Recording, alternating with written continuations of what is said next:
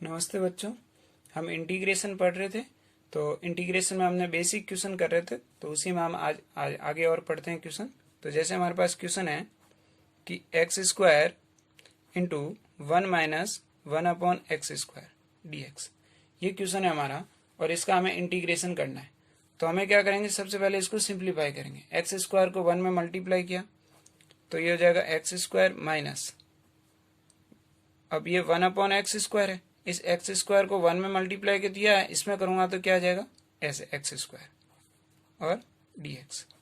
अब ये तो एक्स स्क्वायर माइनस ये एक्स स्क्वायर कैंसिल होगा, तो ये कितना हो जाएगा 1 इंटू dx।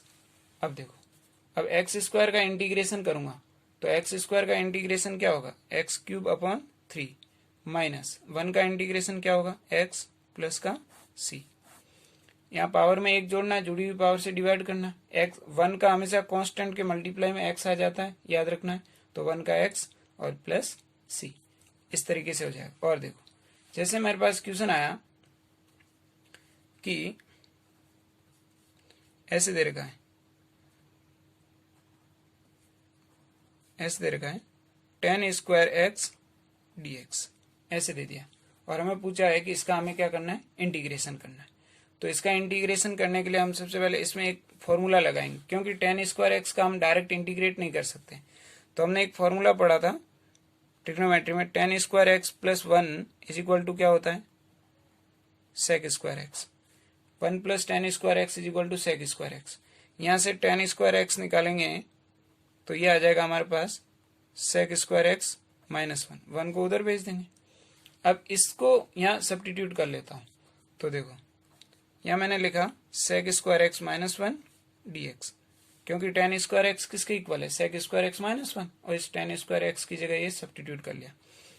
अब हम जानते हैं कि ये जो डिफरेंशिएशन ऑफ tan x क्या होता है, sec²x, और sec² का इंटीग्रेशन कितना होगा, tan x।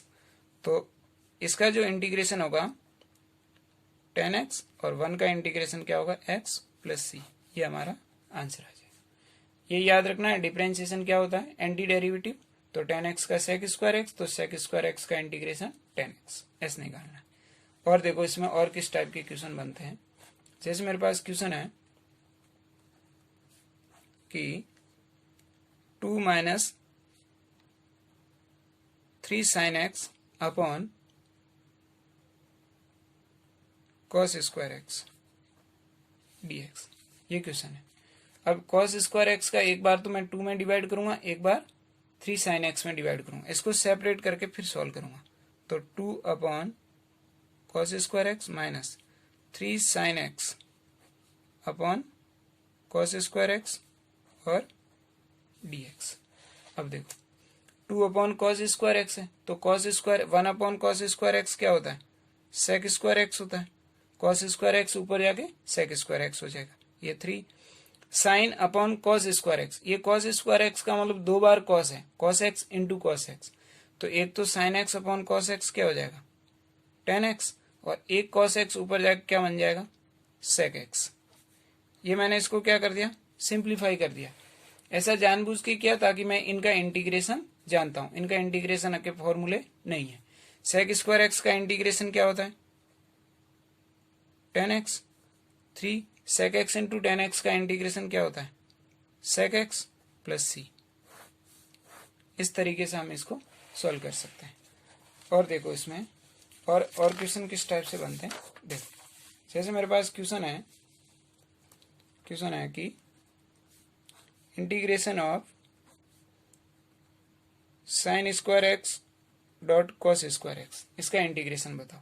1 अपॉन या dx अपॉन sin² cos², ये दोनों मल्टीप्लाई में। तो हम क्या करते हैं कि इसको 1 अपॉन ऐसे लिख देते हैं, 1 अपॉन sin² cos² और dx को यहाँ बाहर लिख दिया। इस 1 की जगह मैं क्या कर देता हूँ, ये फॉर्मूला रख देता हूँ, cos² plus sin² is equal to 1। तो 1 की जगह क्या रख देंगे, cos² प्लस sin²। तो समझो, cos² plus sin² upon sin² dot cos square x और dx। अब मैं इसको एक बार तो साइन कॉस स्क्वायर में डिवाइड करूंगा, एक बार साइन स्क्वायर में डिवाइड करूंगा। तो जब इन दोनों को मैं कॉस स्क्वायर में डिवाइड करूंगा तो कॉस कॉस कैंसिल होंगे, तो मेरे पास बच जाएगा 1/sin स्क्वायर एक्स। जब इन दोनों को साइन में डिवाइड करूंगा तो साइन स्क्वायर कैंसिल होगा, तो हमारे पास क्या बच जाएगा, कॉस स्क्वायर एक्स dx। अब देखो 1/sin स्क्वायर एक्स क्या होता है, कॉसेक स्क्वायर एक्स, और 1/cos स्क्वायर क्या होता है, sec square x dx। Cosec square x का इंटीग्रेशन, तो अपन ये कॉसेक स्क्वायर एक्स किसका डिफरेंशिएशन होता है, कॉट एक्स का। देखो डिफरेंशिएशन ऑफ कॉट एक्स क्या होता है, माइनस का कॉसेक स्क्वायर एक्स। यहाँ माइनस नहीं है तो हम माइनस लगा देंगे, माइनस का cot x. Cosec square x का इंटीग्रेशन क्या होगा, माइनस का कॉट एक्स, ये नेगेटिव इधर लग जाएगा, प्लस सेक स्क्वायर एक्स किसका होता है, tan एक्स का भी बताया था मैंने, ये क्या हो जाएगा tan एक्स प्लस सी। इस तरीके से हमें क्वेश्चन को सॉल्व करना है।